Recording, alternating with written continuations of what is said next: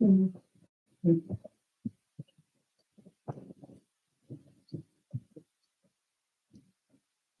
evening, everyone. Welcome to the Mark Planning Committee of Sandwich Town Council. Item 1, apologies for absence through silliness. No full apology for absence, but Councillor Park. Item 2, declarations of interest. Receive any declarations of disclosure of pecuniary interest from members with respect to business to be transacted in this agenda. Item 3, minutes of the Planning Committee. To approve the minutes of the Planning Committee held on Monday the 10th of February 2025 and be considering matters arising from those which not covered elsewhere in this agenda. That's from 1. Minutes. Happy to close. That's on the temporary detail. All in favour, please. Thank you. Meeting Chief asked about different consultations to do the section 96 funding and we were looking at that. Just to say that I have emailed DDC to ask for a timeline in their consultation and to put ourselves forward to say that we are very keen to take part. So they have said that they're updating their IDP, which is their IDP plan. Now I can't see what that acronym is, sorry. But that they will involve us in the consultation. So I'll update you. So Okay. Item 4, public participation. A 20-minute session is set aside for members of the public to make representations at the meeting in respect of the business on the agenda. Individual representation should not exceed 5 minutes. Written notice of the desire to exercise the right to speak, together with the topic to be addressed, must be given to the town clerk at least 4 hours in advance of the meeting.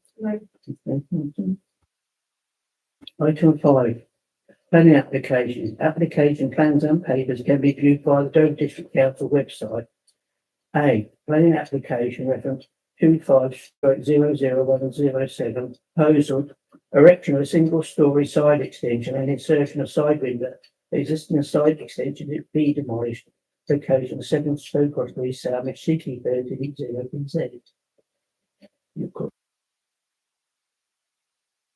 Seemed like a fairly modest extension, which is in keeping with the building. I've no objections. Yeah. Marksman proposal accepted. It's not intention. All in favour that we accept that? Second as by Councillor Mallett. Thank you. Yeah.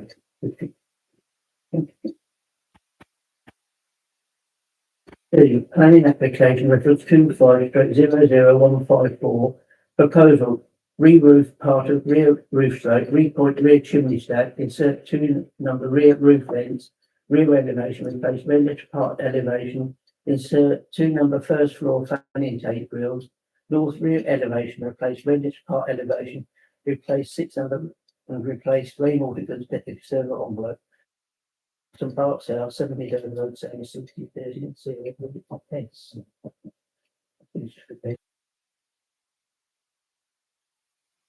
Speak on this one.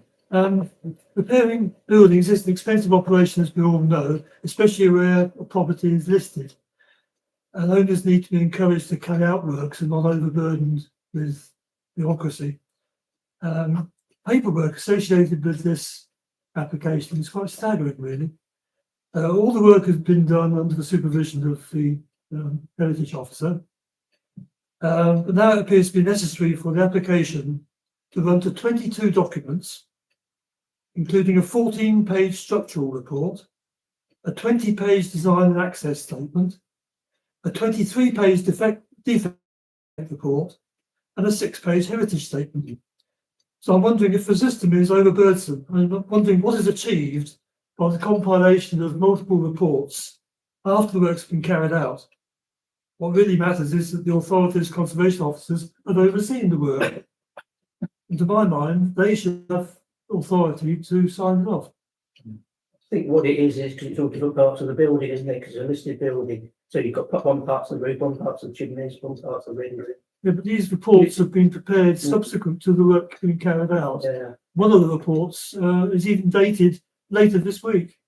So there's a lot of work being done simply to get this application through. Yeah. Yes. If I can add to that, my partner has just said, almost the same chimney stack. It was presenting a danger to the public. The builder said, identify, as soon as it's identified as a danger, you have to do something, otherwise you're liable. And it was £3,000 worth of admin, just as you've described, heritage officer, planning officer. She had to put in a planning application, and the chimney stack goes back exactly as it was before. It's a nonsense. I took a slightly different perspective, and I thought it was an excellent set of papers to support the request. We've had other applications where there's a dearth of information. I thought it was brilliantly presented, and I don't know how much it was driven by bureaucracy or intention on the applicant to provide everything and anything and everything in terms of application. However, it was retrospective, but I think, it's dealing with damage, it's dealing with emergency, so I can't see that we should have any comments, material comments in terms of the application apart from supporting it. I think the comment was the process. Yes, Having to go through that process for something that is necessary, preserves the building, they're doing the right thing. Yeah. And to my mind, and having experienced it close in, it's almost a punishment. Do you propose it?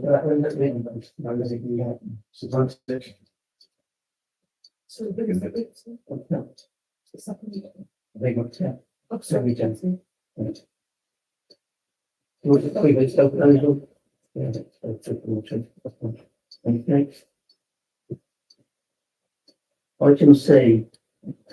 Planning application reference 25/00156 proposed erection of 2 metre boundary fence, retrospective, location, scale mooring, 1 Dover Road, Salem, CT 30. I remember that when it was all open, we could walk from this railway station straight through the Winchester Road. The only thing that worries me about this is there used to be a gate there, field gate, and there's quite an important drainage ditch on the property, which affects Forbridge Close. So I'm worried that they haven't allowed a gate in, because if they're going to do the big ditch between Forbridge Place and the railway line, we're going to get equipment and down. There is a gate in the fence, Oh, but I mean, I'm not keen on retrospective applications generally. Yeah. And it has changed the whole appearance of that stretch. yeah. You used to be able to look out over there and see the little stream and the trees, and it was a nice vista. And now suddenly that's all blocked off. So it has changed the streetscape in that part of town. So I'm not very happy with what's been done. They built a new house there, oak frame house. They must surely have known what the planning system is, how it works, and why they would have put this fence up without seeking planning advice. I don't know. So it's a little bit low because it's the height, and then if it's the planning, if it's been a little bit shorter, it would have needed planning at the back. Yes, well, I would like to reinforce what Councillor Wilds has said. I've had a look at this fence. It is a high fence, and it's higher than if you're on the road looking towards the fence. It's higher than the fence on the left. It is about the same height as the fence on the right. But that fence is a very short fence enclosing a gas installation, and presumably there has to be a high fence there for safety reasons. I think the fact that it's a retrospective planning application is unfortunate. And the argument that it's really a service to the community and the environment, I think that's not convincing. And also the main property is of course set well back from the road. So it's not as though this fence is necessary in order to give privacy to the people in the house. Councillor Murray? Yeah, as the group has a while, I hate retrospective applications, and so My opinion would be to make, for the council to make no comment, because it's not been, because it's effectively, it's already been done, so that would be my opinion. Towards the streets, you know, wouldn't it? Other comments there as well about privacy. I'm not sure who those comments are from, whether it's the residents in the building or residents opposite, but the building is at least 30 or more meters from the pavement. I can't see there's any issue of the privacy or overlooking from the pavement. So I think that's a spurious argument. I'd be inclined to object to it. Yes, I'd be inclined to object on the basis, A, that it's quite intrusive in terms of its surroundings. B, that it's retrospective. I think it's completely unnecessary. So we can, in terms of material considerations, we can object in terms of the appearance and its impact on the surrounding area, but we can't on retrospection. Whilst we might all find it very galling, retrospective applications should be treated exactly the same as ones in the past. We just have to swallow. Never had to rate it, no comment. But I think we've gone a bit further, because saying that the appearance isn't in keeping with the surrounding. It, for me, slightly stretched to say that, to be honest with you, talking about stretch of fencing. But I'm happy to support an objection, and it's marginal for me. Because it has been done. Yeah. Supposedly the objective is only. Like what should be the street scene? I propose we object on the basis of fundamental change to the streets again, vista. That's a precedent. Yeah, we've got a proposal, we object to this, so. Yes. Yeah, I think that's a thing. Yes, I think it is, that's it. You know? Yeah, anyone, not just.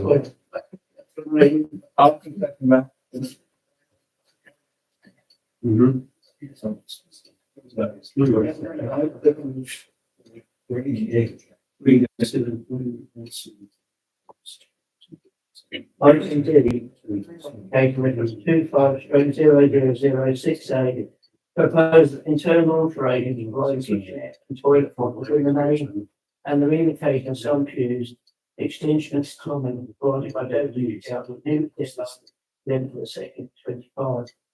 Location of some part of Orange Chapel, Dover Road, County Seat, E0 So we get it last time, we can make it. Yeah. I think they've had quite a lot of people up there, the heritage officer's been up there with. So they think. I think this was the, only we've got just over, we, agree with them.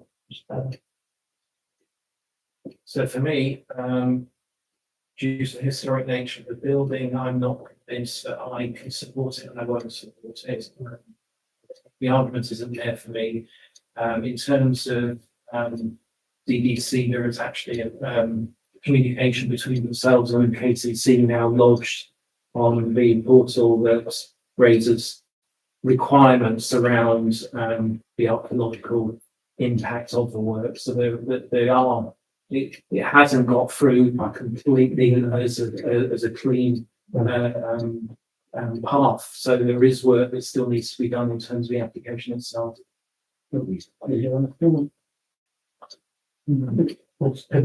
Yeah, firstly, I was pleased to say that action was taken on our comments and that the DDC did go back to the applicant for more details. So they did make an effort to meet our concerns. I felt it was just a baby step in terms of what was perhaps needed. But I still feel that they have visitors, they have to provide a toilet, it seems to me perfectly reasonable. My view is it's a working building, things change. Yeah, But I will abstain. the council pits, you know, we propose in the alteration. You're proposing a new plan? I haven't proposed anything. No, It's all right. sorry. Whatever you want. Favourite. I noticed that councillor Carter isn't here, so Right. I can relax. Well, I propose it, see what happens. I talked to the trustees and then they say about the toilet, the disabled toilet, the kitchen. I know they do fundraising up there. I've been up there with the cancer research and they do it quite up and they do need, at the moment, they have the no facilities. They have to use out someone's house, carry the water over, boiling water for the kettles and the coffees. So this little kitchen area be quite good. Yes, I'm happy to support on condition that when they lay a waste pipe and a water pipe, that they do proper archaeological. Well, that will be a requirement. Yeah, so Chair, thank you. I had the same conversation with the trustees with the same like the charities at Bunsen Park, so I'm happy with what they've told me, so I'm happy to second that. Okay, that's fine. Yeah, okay, can I have a vote on that, if you please, please, of it? We've got. Yes.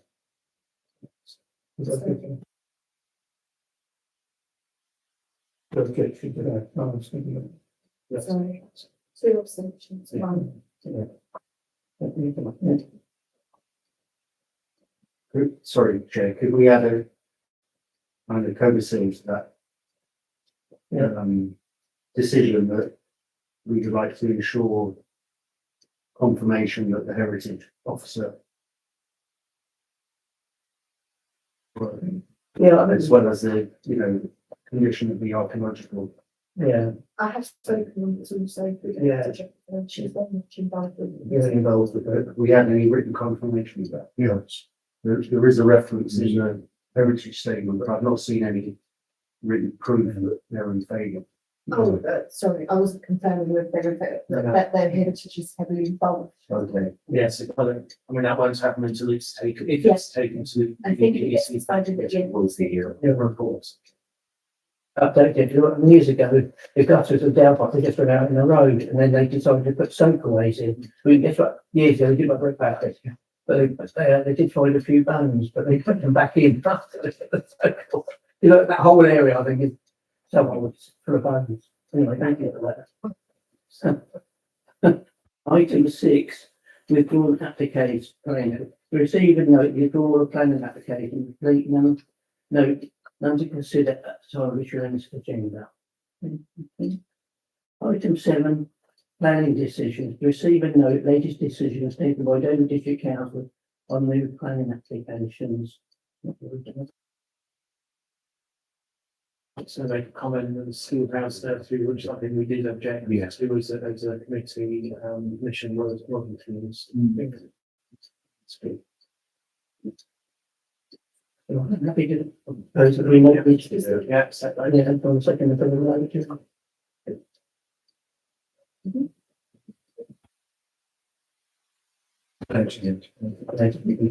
Okay. I think it's okay if you've all voted Oh. to agree that the process of receiving that. Item 8, street furniture application. To receive and consider any application related to DDC in relation to the street furniture consent application under Local Government Miscellaneous Provision Act 1982, Local Government Miscellaneous Provisions Act 1982, street furniture. Note and under consider at time of issuance agenda. 9, licensing. To consider and note any licensing application for notices for sale. Please note and under consider at the time of issuance agenda. 10, enforcement. To consider any enforcement notices and issued received from Dover District Council. Please note none to consider at the time of issuance agenda. 11, correspondence. To receive and consider correspondence relating to planning matters, including notification of appeals against the refusal of planning application from Kent County Council, date February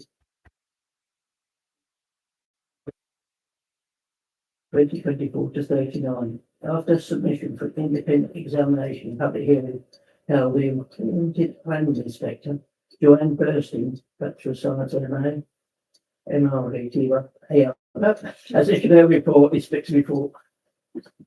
For MW.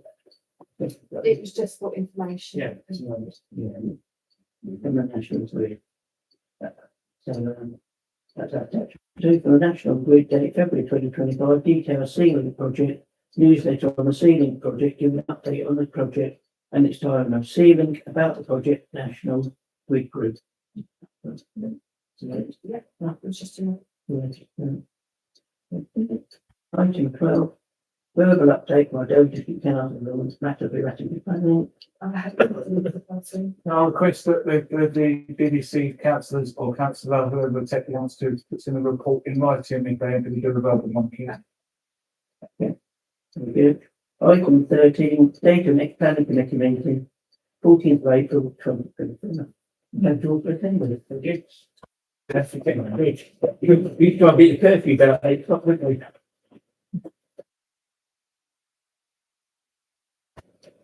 Let's see if they might have to. And it's probably your witness. I'm gonna try to get that. Yeah, it's not really, overly long, but.